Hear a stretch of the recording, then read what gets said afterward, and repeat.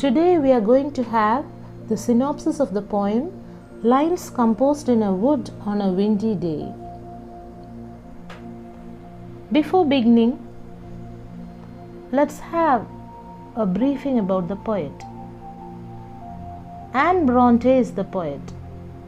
Anne Bronte was the youngest of the three Bronte sisters who are very famous for writing English classics. Her two elder sisters, Charlotte and Emily Bronte, have written two very famous classics like Jane Eyre and Wuthering Heights. This very poem is from a book of poetry, a collection of poems by Currer, Ellis and Acton Bell. Her poems and novels were first published under the masculine pen name of Acton Bell. Now let's go to the title of the poem. The title is very self-explanatory and gives a brief idea at what the poem is going to be. It is obvious that the poet wanted to write only a few lines poetry when she was surrounded by nature on a windy day. The phrase windy day should be paid attention because it gives us sense of imagery and we automatically relate to the events that occur on a typical windy day. The poet has used the word both literally and figuratively, so it can be possible not only the day is windy, but also there is a breeze of change, chaos and freedom in her mind. She relates her feelings and emotions with the wind blowing outside of her, that is, in the woods, and thus she writes this poem. Now let's see more about the poem. This poem is a lyrical poem, that is, a poem in which the poet expresses his or her feelings and expressions. These poems can be sung to the tune of the lyre, which is a stringed musical instrument, and hence the name lyrical. These poems follow a rhyming scheme. In this poem, the rhyming scheme is AB, AB for all the three stanzas. Now let's go to the structure of the poem. The poem consists of three stanzas of 4 lines each. It is structured into 3 parts. The first stanza expresses how the poet's spirits soar high like the wild wind around her.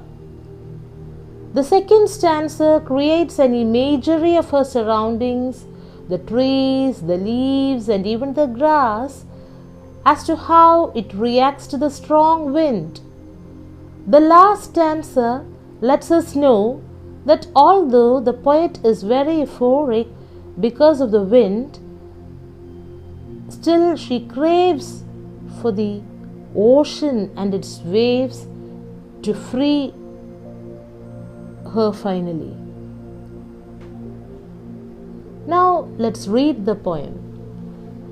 My soul is awakened, my spirit is soaring, and carried aloft on the wings of the breeze. Around me the wild wind is roaring, arousing to rapture the earth and the seas.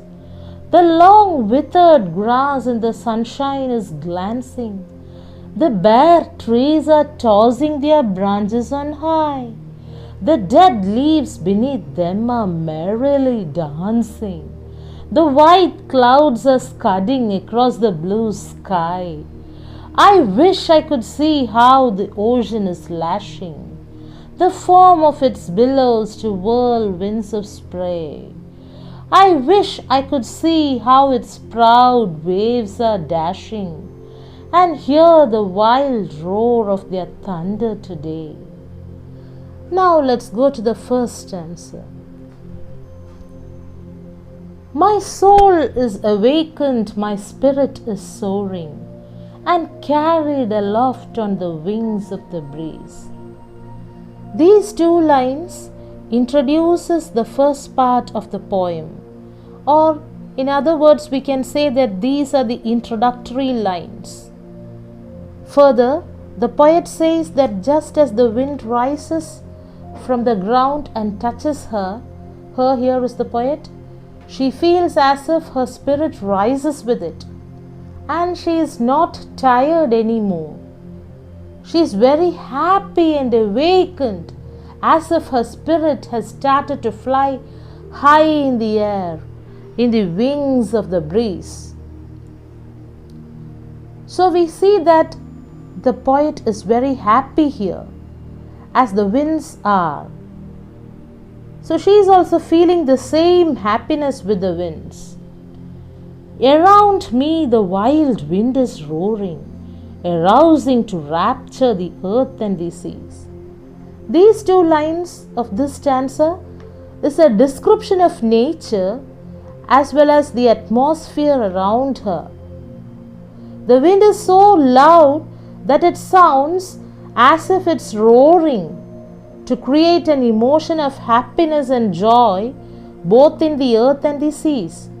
Now see the meaning of the word rapture, feeling of extreme pleasure and happiness.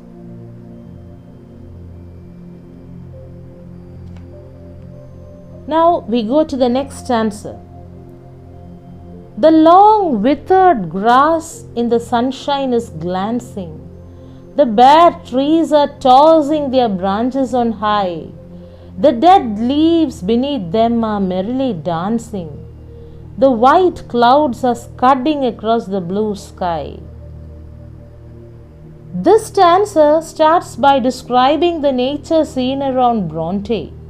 Here, she creates a live image of a windy day and the forest. The long withered grass in the sunshine is glancing means the long dry grass in the sunshine is shining. Glancing here means shining. The bare trees are tossing their branches on high. The bare trees are those trees which have no leaves on them, which means in autumn season trees shed their leaves and are bare. They too are tossing their branches means moving their branches from side to side, back and forth in the air. The dead leaves beneath them are merrily dancing. The dead leaves are dancing merrily beneath the branches. The white clouds are scudding across the blue sky. The clouds are moving swiftly and smoothly across the blue sky. Now we go to the next stanza. I wish I could see how the ocean is lashing the foam of its billows to whirlwinds of spray. I wish I could see how its proud waves are dashing and hear the wild roar of their thunder today. The poet wishes to see the ocean waves that are beating against the shore. The mass of small bubbles on top of the waves are turning into columns of spray that move round and round. She wishes to see that. She wishes that she could see how the large and tall waves are dashing against the shore, and she wishes she could hear that day the loud thunder-like noise that they make. Now let's have a glance at the poetic devices used here. Personification and alliteration are the poetic devices that the poet has used here. Now let's see what personification is. Personification is a figure of speech in which a thing, an idea, or an animal is given human attributes. The non-human objects are portrayed in such a way that we feel they have the ability to act like human beings. For example, when we say the moon smiles, we are giving the moon the ability to smile, which is absolutely a human quality. Thus, we can say that the moon has been personified in the given sentence. Now, my dear children, can you guess where personification is used here? Personification is used in the line, the wild wind is roaring. The poet personified wind by using the word wild. Usually, human beings and animals become wild. But here the poet has personified wind using the word wild. Another instance where personification is used is the dead leaves merrily dancing. The dead leaves beneath them are merrily dancing. The leaves were so light that the poet describes its movement as dance. She says the dead leaves are merrily dancing and thus personifies it. Now, another instance where personification is used is proud waves. The waves seems to be very proud like human beings, as it has the power to rise very high. Again, the next figure of speech that is used here is alliteration. Now, what do you mean by alliteration? The occurrence of the same letter or sound, especially consonant sounds, at the beginning of adjacent or closely connected words is called alliteration. Here, alliteration is used in the phrases wild wind and trees are tossing. Wild wind, the same consonant is repeated in the words that come close by. Trees are tossing, again the same consonant is used. Now, I also wish to say that the poet has used imagery, which means a representation of ideas in our mind. Imagery is a figurative language to represent objects, actions, and ideas in such a way that it appeals to our physical senses. So, thus we have come to the end of the poem, and thank you for watching.